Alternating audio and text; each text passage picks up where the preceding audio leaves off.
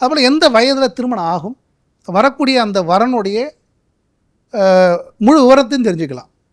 என்ன திசையிலேருந்து வருவார், உள்ளூரில் இருப்பார், வெளியூரா, வெளிநாடா, வெளி மாநிலத்தில் இருப்பாரா, என்ன மாதிரி படிப்பு, வேலையா, சொந்த தொழில் செய்வாரா, அவங்க அப்பா அம்மா இருப்பாங்களா, கூட பிறந்த எத்தனை பேர், அவரோட பெயர் என்ன, என்ன மாதிரி ஜாதக அம்சங்கள் இருக்கும், அந்த பற்றின விவரங்களை அந்த 7வது அத்தியாயத்தில் நீங்கள் தெரிஞ்சுக்கலாம். இப்போ 8வது அத்தியாயம்னா ஆயுள் ஸ்தானம்.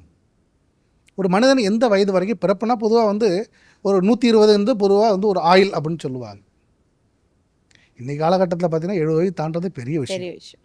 அது அடுத்து வரக்கூடிய ஜென்ரேஷனில் அதுவும் உண்டான்னு பார்த்தீங்கன்னா அதுவும் பெரிய கேள்விக்குறியாகவும் இருக்குது. ஏன்னா உணவு பழக்க வழக்கங்கள் என்னன்னா அந்த மாதிரி ஆயிடுது.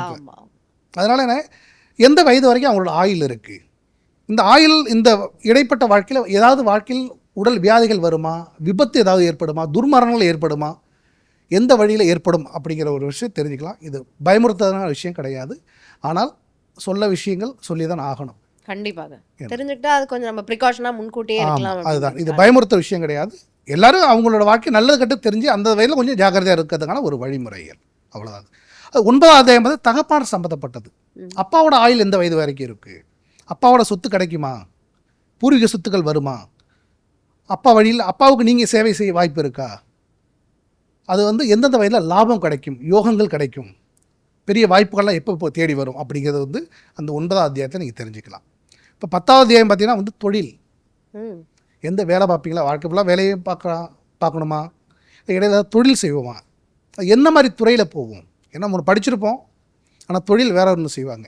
எல்லாருக்கும் படித்த வேலை, எந்த படிப்புக்கான வேலையும் கிடையாது, தொழிலும் கிடையாது, மாறுபடும். ஆனால் எந்த துறையில் நீங்கள் போகலாங்கிறது அது தெளிவாக தெரிஞ்சுக்கலாம்.